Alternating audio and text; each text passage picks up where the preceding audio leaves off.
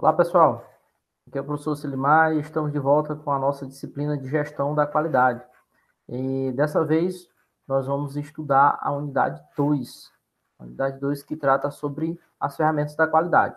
Então, eu gostaria de convidá-los a acompanhar comigo na tela os principais tópicos que nós iremos abordar aqui nesse vídeo resumo. Tá? Na nossa aula que nós teremos no nosso encontro, aí nós abordaremos a construção e a operacionalização de cada uma dessas ferramentas. Por enquanto, nós vamos fazer uma visão geral aqui do que é as ferramentas da qualidade. Então, acompanhe comigo na tela, por favor. Bem, então estamos de volta aqui com a nossa unidade 2. Essa unidade nós vamos tratar sobre ferramentas da qualidade. O objetivo principal da nossa unidade é conhecer as principais ferramentas da qualidade, visando a capacitação e a aplicação prática no mundo real, com o uso especialmente voltado para a melhoria da produção. Então, esse é o nosso objetivo geral da unidade 2. A unidade 2 ela vai tratar dessas ferramentas da qualidade, então eu fiz uma divisão de conteúdo que facilitasse nossa sequência lógica de aprendizado. Então, eu primeiro vou trazer uma definição de problema, né, para a nossa reflexão inicial, e a partir daí nós vamos falar os conceitos, objetivos e uma visão geral das ferramentas da qualidade. E aí, na nossa aula, no nosso encontro, nós trataremos da construção e a operacionalização dessas ferramentas, essas principais ferramentas que eu trouxe no nosso conteúdo. Para consulta, eu disponibilizei uma série de vídeos então, que podem ser complementares, né? Principalmente voltado para ir para a área profissional de vocês, que muito provavelmente vocês vão trabalhar em laboratórios ou na indústria ou prestando consultoria, serviços aí voltado para né, operacionalização de atividades laboratoriais. Então, eu separei alguns vídeos e estou indicando eles e pode ser útil com essa aplicação ao contexto profissional de vocês, tá bom? Bom, para iniciarmos aqui a nossa unidade 2, então eu gostaria de fazer uma reflexão aqui com vocês, uma reflexão inicial. Você tem problema? Então, provavelmente, a resposta para a pergunta é a afirmação positiva, dizendo que sim, né? Todos nós temos problemas. Então, eu poderia complementar. E as organizações, elas têm problemas? Sim, também têm problemas. Porque as organizações, elas têm como elemento básico as pessoas, tá bom? Então, todos nós temos problemas. Então, mas o que é um problema, né? Então, a definição de problema. A resposta mais plausível para a definição de problema seria o quê? Um resultado indesejado de um trabalho ou processo. Então, é tudo aquilo que você não deseja. Né? Então, aplicando no contexto organizacional, nós temos os trabalhos que são executados pelas pessoas, né? As tarefas, as atividades, dentro de processos organizacionais que visam agregar valor de alguma forma para a organização. Então, tudo aquilo que é um resultado indesejável que acontece nesse produto ou processo é um problema, pode ser conceituado como problema. E como é que nós fazemos para resolver esses problemas? Nós procuramos primeiro na memória algo parecido àquele problema proposto, então provavelmente nós nos deparamos em algum momento com uma situação e nós já temos aquele arcabouço conceitual, técnico, né, de habilidades e que de nossas experiências mesmo. Então buscamos em experiências anteriores uma forma de resolver aquele problema. Então nós procuramos algo parecido, né, que tenham ali, mantenha uma similaridade para que nós possamos aplicar na resolução daquele problema que se apresentou. Uma outra forma de resolver problemas é na tentativa e erro mesmo. A outra é utilizando o raciocínio mesmo, para propor uma solução nova, uma solução mais inovadora. Então, ali visa de uma forma mais sistemática, organizada, você tentar resolver mesmo aquele problema que está sendo proposto, pelo ineditismo dele, pela situação que é exigida. Então, vai pelo raciocínio. Então, essas as três formas básicas. Existem outras maneiras? Provavelmente existem, mas essas aqui são as três formas básicas aqui que nós temos para resolver os problemas que nós nos deparamos cotidianamente no meio das organizações. Então, isso é um problema. Então, novamente, se nós fôssemos esboçar isso de uma forma mais visual, né, essa definição de que problema é um resultado indesejável do processo, nós teríamos essa seguinte observação. Nós temos uma situação atual, né, num gráfico que é esboçado entre uma linha de tempo e um item de controle, e aí eu teria uma meta ideal. A diferença entre a situação atual e a meta ideal que eu quero eu teria ali um problema. Então, eu tenho uma meta ideal que eu almejo alcançar, mas eu estou num patamar atual nessa posição. Então, essa diferença aqui entre a meta ideal e a situação atual é o problema que eu tenho. Então, para identificar, né, e resolver os problemas, propor soluções para esse problema, nós podemos utilizar as ferramentas da qualidade. As ferramentas da qualidade, elas surgem justamente para que as organizações elas tenham esse referencial para prático, para melhorar a qualidade de seus produtos e serviços. Então, vamos lá. O que seriam, então, ferramentas da qualidade? São recursos que são utilizados para identificar e melhorar a qualidade dos produtos, serviços e processos organizacionais. Tá? Então, as ferramentas não são unicamente para solucionar problemas, elas devem fazer parte de um processo de planejamento para alcançar os objetivos. Então, vai desde a identificação, né, até a melhoria, né, para o alcance dos objetivos organizacionais. Beleza? Vamos lá. Então, em resumo, as ferramentas da qualidade elas são gerenciais e permite o que? A análise de fatos e tomada de decisão com base em dados, dando a certeza de que a decisão realmente é mais indicada. Então, nós nos deparamos com situações diariamente no cotidiano do nosso trabalho, das nossas organizações, em que precisamos tomar a decisão. Então, para tomar a decisão, nós utilizamos uma gama de informação que estão disponíveis ali para facilitar o nosso processo decisório. E utilizando ferramentas gerenciais, esse processo decisório ele é facilitado, ele é mais robusto. Eu minimizo os riscos de erros e de inconsistências aplicadas àquele processo de tomada de decisão. Então, a primeira ferramenta que nós podemos trabalhar é o chamado diagrama de causa e efeito. O diagrama de causa e efeito, ele também é conhecido como diagrama de Ishikawa, diagrama de espinha de peixe, ou 4M, 6M. Então, ele é interessante porque nós podemos desenvolver através de famílias o agrupamento de causas e subcausas que, porventura, está provocando aquele problema que está sendo observado, que está sendo visto na organização. Muitas vezes, o problema que está sendo visto, ele possui causas e subcausas muito profundas. Então, o diagrama de causa e efeito, ele permite identificar as causas que está provocando aquele efeito indesejável, que é o problema, propriamente dito.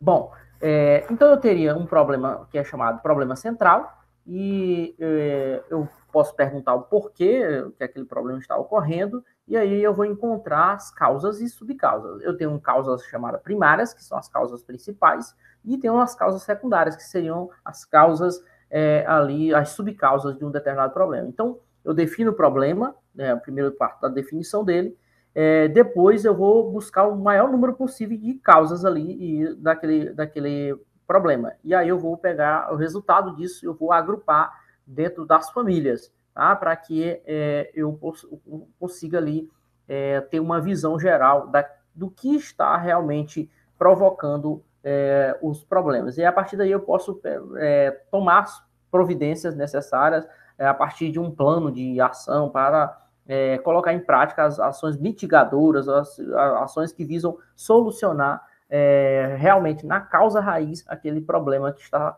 se apresentando na organização.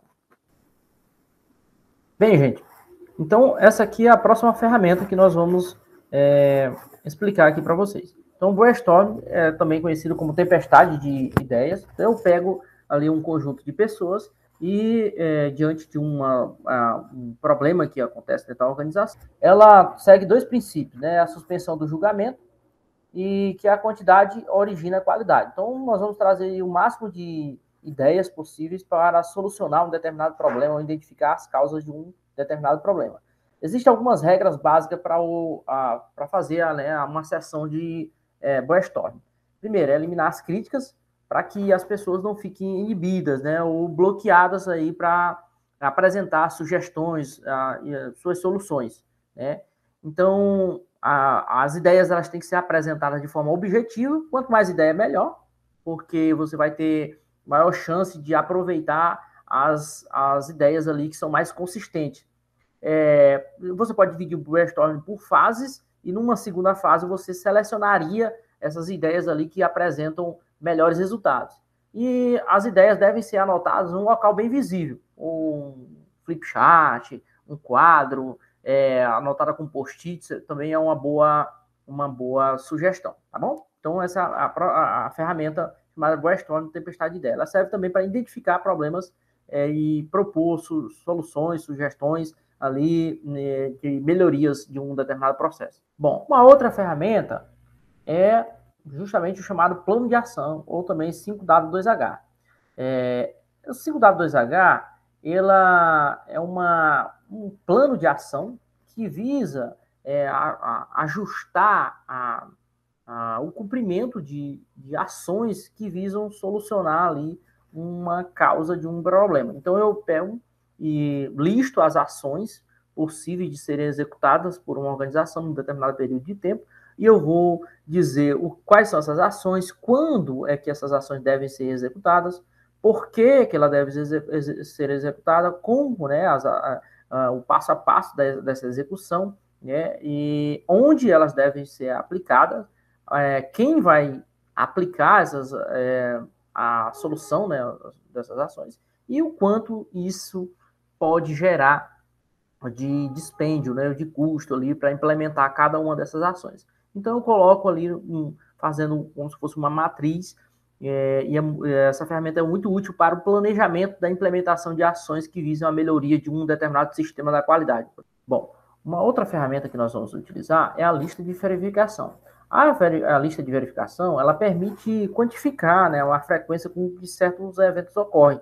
Então, eu posso fazer uma tabela e aí vou listando e colocando, né, numa outra coluna as frequências desses eventos, o período que ele vai ocorrendo ali no tempo. Então, ele é muito útil para construir uma outra ferramenta, que nós vamos já conhecer, que é a chamada diagrama de Pareto. Então, a lista de verificação, ela é útil para tabular esses dados ali, né, para listar os eventos que possam estar ocorrendo numa determinada organização e a frequência dele, as quantidades desses eventos adversos, beleza? Então, basicamente isso. É muito simples a elaboração dela. Então, você diz o que vai ser verificado, o objetivo daquilo, né? O que vai ser observado, o período que dados serão coletados, se são diários, semanais, se são dados mensais, se são dados a partir de uma quantidade de horas ali previstas, né, em turnos, por exemplo, né? E aí você elabora esse formulário ali com colunas e linhas, por exemplo, e que facilite a observação. Muitas das vezes esse formulário tem um item de verificação e aí um espaço em branco para você observar. Você vai apontando com X, com linhas, marcando as quantidades ali que são observadas daquele evento. Os dados eles devem ser coletados na fonte e devem ter uma certa confiabilidade ali, devem ser consistentes, para que seja observado a construção de outras ferramentas ou a inserção desses dados em formulários eletrônicos, em outros sistemas ali eletrônicos. Uma outra exemplo de aplicação, podemos dizer, um formulário que registra a quantidade de reclamações em um sistema de atendimento ao cliente relacionado a reclamações de clientes por laboratórios e por regional, por exemplo. Eu tinha laboratórios que são divididos geograficamente em várias regiões, e cada um desses laboratórios dessas regiões, eu vou listar o número de reclamações, a frequência, né, com que essas reclamações estão ocorrendo ali num determinado período. Nesse caso, eu estabeleci aqui um mês, né, de um ano. Então, eu vou dizer qual é a variável que eu vou medir, nesse caso, é o número de reclamação, e a outra variável é os laboratórios, quais os laboratórios serão observados, e aí as quantidades desse número de reclamação. Então, eu vou ter os itens de controle aí, tá? Bom, próxima ferramenta que nós observamos é a chamada diagrama de Pareto, diagrama 80-20, ou a construção do gráfico de Pareto. Ele é importante para que nós possamos observar o foco da resolução de determinados problemas dentro da organização. Muitas das vezes, nós não conseguimos resolver todos os problemas. Então é necessário focar naqueles problemas ali que apresentam maior impacto organizacional. Então o diagrama 80-20 ele dá essa possibilidade. Eu trago aí a fase do Joseph Juran, que diz que é necessário separar os poucos vitais dos muito triviais. Então o que acontece? Existe um volume muito grande de situações, problemas dentro da organização. Só que um volume muito pequeno produz um impacto maior. A maior parte do impacto é produzido por um pequeno número de problemas, numa relação chamada de 80-20. Então, para construir o gráfico de Pareto, primeiro você deve definir qual é o problema, utilizar ali os elementos ali de uma lista de verificação, por exemplo, com essas variáveis, para que você possa construir, esboçar o seu gráfico. Você vai definir o tempo a ser considerado pelo gráfico, né? O tempo é um elemento fundamental ali. E aí você pode construir uma tabela de frequência com base nos dados que foram levantados, além dali, por exemplo, de uma lista de verificação. Definir os eixos que vão compor as barras dos gráficos. No eixo horizontal, geralmente representa ali em ordem decrescente as não conformidades obtidas, uma frequência relativa. E no eixo vertical, nós colocamos ali a linha relativa à frequência acumulada das observações realizadas. E aí eu vou esboçar o gráfico de Pareto. Então eu tenho alguns elementos aqui, observem ali. Primeiro eu tenho os problemas que podem ser estratificados. Eu vou ter ali o gráfico de barras, né, com a frequência que está aparecendo cada um dos problemas que eu estratifiquei. Eu vou ter um eixo que eu vou designar ali como eixo de percentual, né? Eu vou colocar as porcentagens, as frequências relativas, e eu vou ter um eixo de frequência chamada eixo da frequência absoluta. Tá? Também eu teria ali a linha do percentual que é acumulado durante o período, tá? Para que eu possa fazer a relação 80-20. Tá? Isso é um exemplo. Uma outra ferramenta que nós temos é a chamada matriz Guth, também conhecido como matriz gravidade, urgência, tendência, porque o Guth se refere às iniciais, né, de gravidade, urgência e tendência. Então, tem alguns princípios, né? É que quando nós temos uma quantidade de problemas e eles estão ali relacionados, aí tudo junto, ele pode gerar uma certa confusão, né? Estão misturados ali e vão gerar uma certa confusão. Então é interessante separar cada problema com sua causa própria. Então, 3 perguntas são necessárias. A primeira pergunta é qual a gravidade desse desvio, que efeitos surgirão, qual o impacto, e qual a urgência, se eu eliminar esse problema, qual o tempo disponível que eu tenho para eliminar aquele problema. Um terceiro grupo de perguntas seria qual a tendência do desvio, né, ou do potencial de crescimento, né? Então, o problema tenderá a crescer ou diminuir. Então, a partir disso, eu vou ter respostas que vai me orientar na construção de uma matriz de gravidade, urgência e tendência. Então, aqui, essa ferramenta ela tem como principal objetivo priorizar as ações que eu vou utilizar, despender os meus recursos, alocar meus recursos, meus esforços ali para resolver o problema. Então, existem problemas com diversas gravidades dentro da organização, com diversos tipos de urgência e diversos tipos de tendência. Então, eu pego e relaciono todos esses problemas numa matriz e eu vou ter ali um grau de priorização. Qual deles ali eu vou priorizar na minha resolução? Tá?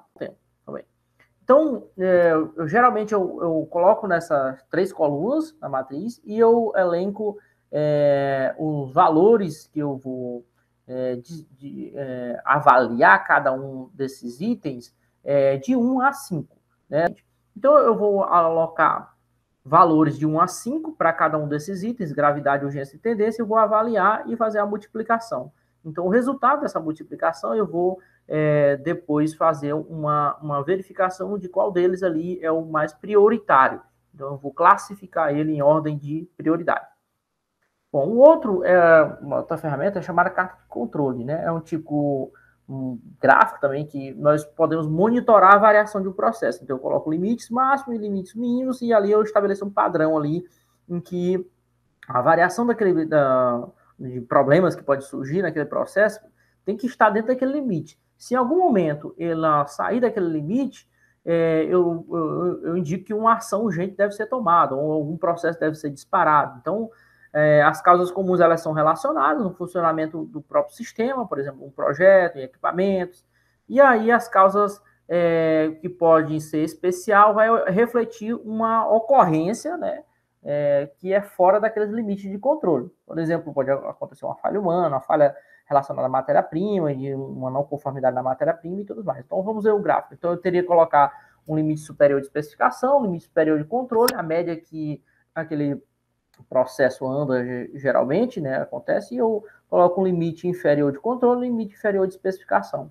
Então, esses limites, eles vão me dizer ali, ou serão possíveis acionadores, né, de gatilhos ali, para que a organização ainda possa observar que houve uma falha ali. Então, está fora do limite especificado. Então, a carta de controle já serve justamente para isso.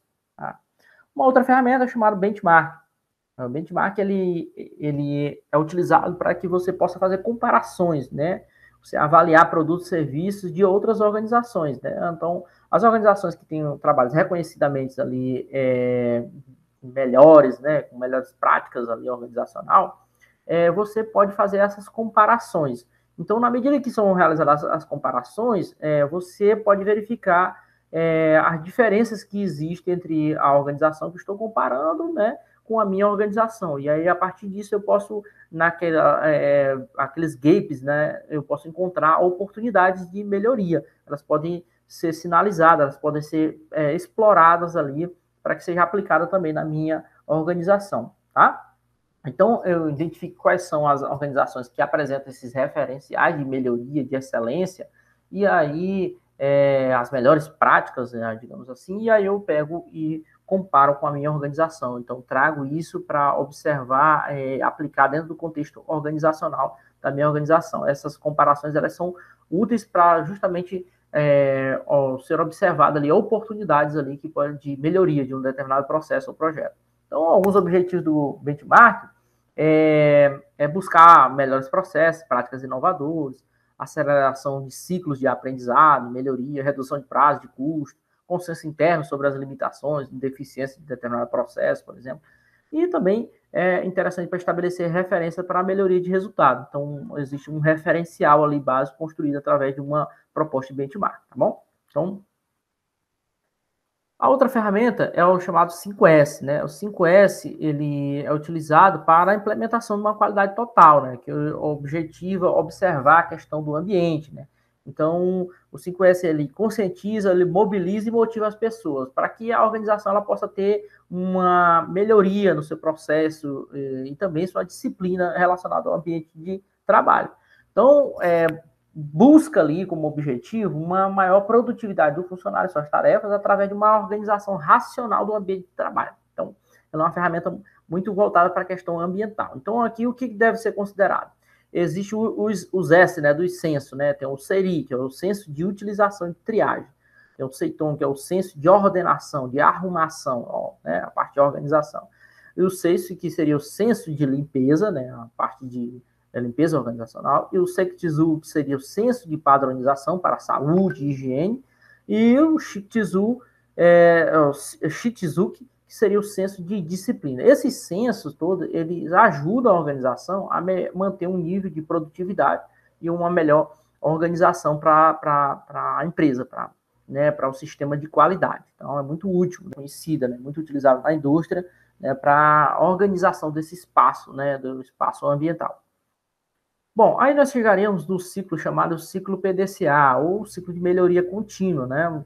Então, ele pode ser aplicado a processo, produto, serviço, e o ciclo PDCA significa planejar, fazer, checar e agir. Shewhart foi o camarada que criou o ciclo, né? Iniciou o ciclo, e a partir dos anos 50 ele foi muito divulgado, disseminado pelo Deming, né? A ênfase do ciclo PDCA é no processo, na melhoria desse processo. Então, ele faz girar, né, um ciclo que faz girar possível, o maior número possível de vezes, a mais qualidade, para obter mais qualidade. Então, ele é muito utilizado para elaboração de planos de ação. Então eu tenho o plano, que eu vou definir as metas, definir os métodos que vão permitir atingir uma determinada meta proposta. Aí eu posso também utilizar na parte de planejar, educar e treinar, né, executar a tarefa, coletar o dado, que seria a parte de fazer.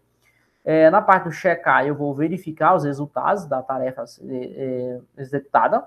né? Então, para comparar aquilo que foi planejado entre aquilo que foi executado. E a ação corretiva, né? Eu vou atuar corretivamente para corrigir os desvios que porventura tenham sido observados. E aí eu vou retroalimentar esse ciclo novamente. Bom, então, pegando o PDCA no ciclo do MASP, né, que chama Método de Análise e Solução de Problemas, então eu teria ali no primeiro passo a identificação do problema, no segundo a observação, depois a análise do processo e a parte do plano de ação. Eu fiz o meu planejamento nessas 4 etapas. A quinta etapa consistia no duro, né, na ação de execução propriamente dita. Então eu colocaria em prática aquilo que foi planejado. No 6 eu faria a verificação, né, o controle, e aí depois, na parte da ação corretiva, eu verificaria a questão de padronização, conclusão dessas atividades, e esse ciclo seria retroalimentado novamente, tá bom? Então, gente, com isso nós chegamos aqui à nossa conclusão da nossa aula relacionada ao módulo 2. Nesse módulo 2, nós vimos aí as principais ferramentas de gestão da qualidade. Elas podem ser aplicadas ao ambiente organizacional e com o objetivo de identificar problemas, propor soluções de problemas e realizar controles, né? Os controles dos mais possíveis e diversas, né, situações que podem acontecer dentro da organização, tá? Então, esse foi o nosso conteúdo. Então, fiquem todos com Deus e retomamos em seguida com a nossa aula de encerramento.